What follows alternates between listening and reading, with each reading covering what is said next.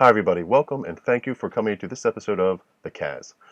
So this past Columbus Day weekend, the Kaz family took a trip through Vermont's islands on Lake Champlain and spent a couple nights at a hotel in Plattsburgh, New York. Right next to the hotel was this, an abandoned mini golf place that once had bumper boats and batting cages called Bootleggers.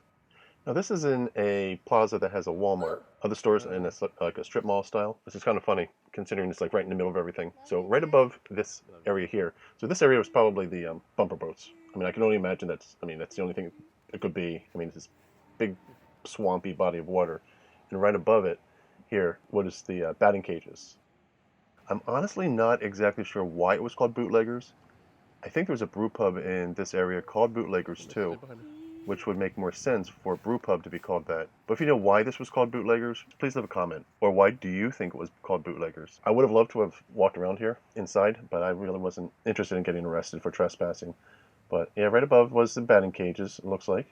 So Mrs. Kaz looked this place up on her phone while we were walking, and she found out a little bit about Bootleggers. It was mainly a mini golf place, but it had batting cages and bumper boats. It was affiliated with the hotel that was here before the present one, where we stayed. When that hotel caught fire, Bootleggers never reopened. I guess it was just abandoned. The owners must have taken the insurance money and ran. I don't know. Have you ever been to this Bootleggers and played mini golf or used batting cages or the bumper boats? Let me know in the comments below. You can see they really don't want people climbing this fence here because of the how they have the metal there cut in like a kind of like an angled, sharp pointy metal rods there that you can get impaled on. I was curious as to how dark it was at night underneath there, whether there was like adequate lighting underneath or if it was open at night. I'm assuming that it was because you can see later on that the mini golf place has these huge, tall poles with lights on them. So I think it would have been fun to have the bumper boats riding around in the bumper boats at night. But you can see that there's where they loaded there, probably with those metal guides, those metal handrails that you'd see like on a pole.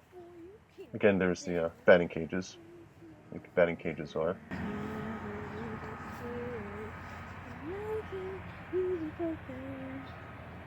It's really massively overgrown there with weeds and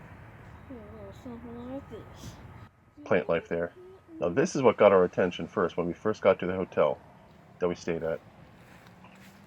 That structure was really neat. It's like there was a gate there that you could have gone through. See the gate here? That says Bootleggers up there. I can't tell. We'll do it to the other side. I forget what it said, but you can see it on the other side. It's all overgrown. That wrought iron fence there. Must have been some sort of admission there. And they put more fencing there after it closed down, so you wouldn't have trespassers like me going in there and looking around, doing whatever. But I would love to have been inside that structure. I don't know what the theme of Bootleggers was. Whether it was like a pirate theme, like a lot of these mini golf places are, if it was a prohibition, bootlegging sort of theme. But that structure really caught our attention because it's really nicely built. I like the stonework. There must be like a lot of birds and animals living in there because some of the windows are broken. They're open there. And you can see there was a Staples there in this plaza. This is one side of it. If I'm not sure what direction this would be. If it was I think this is the east side. We're walking up the side here, trying to peek in through here to see what's inside. We can't see the forest through the trees. There's some electrical generators in there, transformers.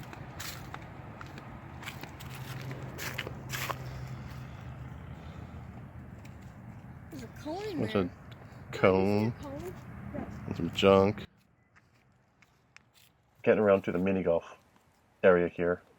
That was primarily the mini golf. There's one of those really tall lamp posts there.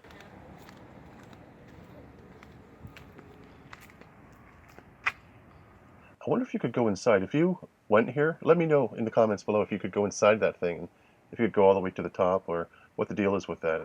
I just have no idea what it was. You would go here for the bumper boats? I would. Yeah? What's in there? Yeah. Is that the Bootleggers camp? Oh, some of the mini golf there. Oh, yeah. One of the holes of the mini golf.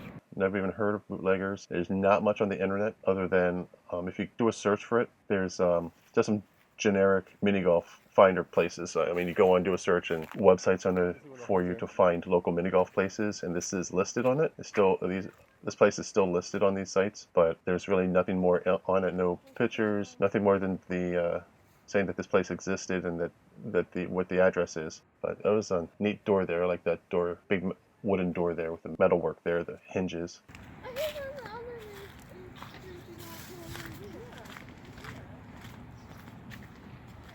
Stonework is nice. Looks like it would be in somebody's garden.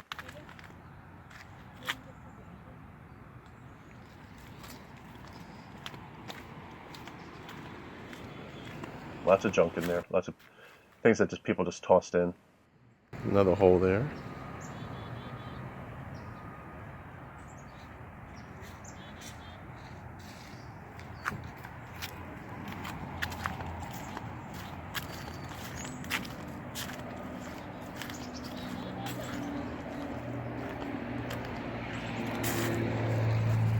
So it's just mini golf, batting cages, and the bumper boats? That's it? I guess a party area too, I don't know. Oh. a party area. Yeah, we can have like a party. Maybe we have a party in the Maybe. Look at that old trash can. Looks like an old McDonald's one. Oh, attached to the thing? Yep. Yeah. With the stone, still little pebbles on it. Yep. This little trolley car here had an old school ashtray cigarette butt trash can here. It had those old smooth pebbles glued onto the side of it. On the top it says Plattsburgh something company, I'm assuming that's what it says, number 2. A lot of water damage there, and there's the seams of that plywood, that fiberboard there. A little sketchy stepping on this fiberboard here, but that's the inside there of this place. It looks like it was maybe a concession stand and a admission stand too. Combination concessions and admission. Nice looking in there, but yep, there is what it says is Bootleggers up there in the wrought iron. Must have been the main entrance off this parking lot here that had a former hotel that caught one that caught fire. Batting cages.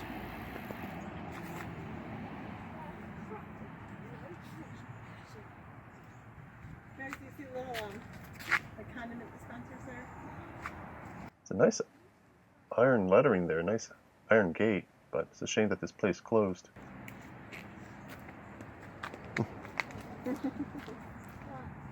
Let's take another look inside here. What's going on this end? So this looks like it was had some sort of kitchen set up in here, probably to sell some simple foods, maybe hamburgers, hot dogs, whatever. Oh yeah.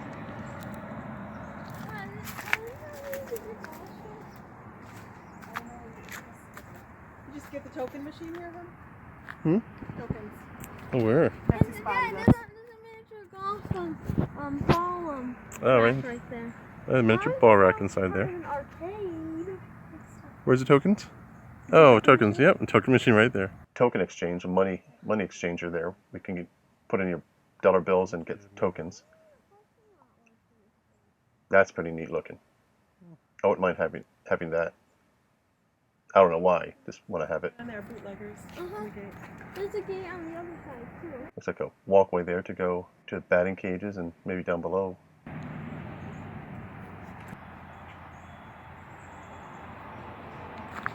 I'm also curious as far as how many holes this had, whether it was an 18-hole course or a 9-hole course, because it's not that big. I want to know what it was like and what it looked like, if you have any photos that you can post. Well, thank you for coming to this episode of The Caz. Please like, subscribe, and visit www.archangelproductions.org to watch more episodes of The Caz and Minicaz, as well as get some cool merch, from signed copies of my low-budget horror movies to pins and clothing. Thanks again for coming. Bye.